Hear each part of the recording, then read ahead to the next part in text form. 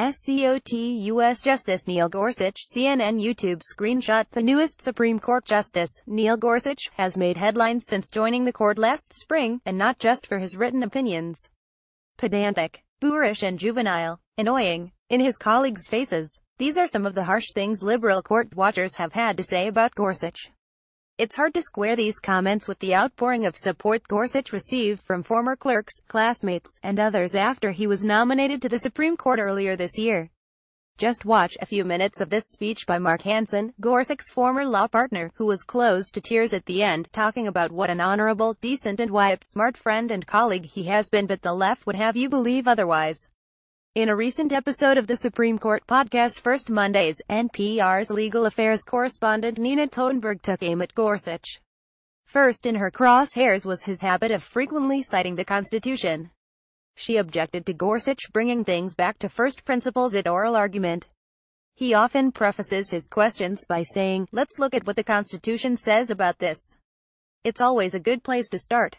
This should come as no surprise. When rumors were swirling about potential Supreme Court nominees in late 2016, a former Gorsuch clerk wrote on Yale's Notice comment blog, "Whenever a constitutional issue came up in our cases, he sent one of his clerks on a deep dive through the historical sources. We need to get this right," was the memo, and right meant as originally understood. As a member of the Supreme Court, Gorsuch is putting these principles into practice and fulfilling his commitment to faithfully interpret the Constitution according to its original public meaning. And that's not all Totenberg had to say about Gorsuch. She claimed there is a rift on the court between Gorsuch and Justice Elena Kagan. Here's what she said: "My surmise, from what I'm hearing, is that Justice Kagan really has taken Gorsuch on in conference. And that it's a pretty tough battle and it's going to get tougher. And she is about as tough as they come, and I am not sure he's as tough, or dare I say it, maybe not as smart. I always thought he was very smart, but he has a tin ear somehow, and he doesn't seem to bring anything new to the conversation. First, I'm highly skeptical of someone purporting to know what happened when the court met in conference. The justices are notoriously secretive about these meetings, not even law clerks are allowed in the room. During conference, the justices discuss cases following oral argument and cast their initial votes in conference, though they sometimes change after draft opinions have been circulated. This is precisely the time for the justices to debate the issues in a case." Second, Totenberg's assertion that Gorsuch is maybe not as smart as she thought is off base.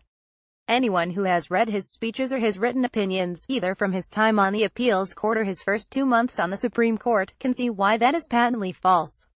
The Columbia, Harvard, Oxford-educated judge weaves literary references into his opinions and writes in a clear, concise manner that's easy for lawyers and lay people alike to understand. Totenberg also said she hears Gorsuch doesn't believe in precedent, which is likely motivated by a concern that he would overturn cases liberals like if given the chance. This same issue came up during his confirmation hearing, when Sen. Dianne Feinstein, D. Califf, grilled Gorsuch about his views on the super-precedent status of Roe v. Wade. During the hearing, Gorsuch explained several factors that judges weigh when deciding whether an old decision is still good law. He even wrote a book on this topic, along with 11 other judges and leading lexicographer Brian Garner. And he's given every indication that he'll follow the Supreme Court's guideposts for when to overrule or uphold a past decision. It's also worth mentioning that, even if he disagreed with a past decision, Gorsuch can't single-handedly overturn precedents like Roe v. Wade. If an appropriate case came before the court, a majority of the justices would need to agree. Gorsuch rubs Totenberg the wrong way, and she isn't the only one.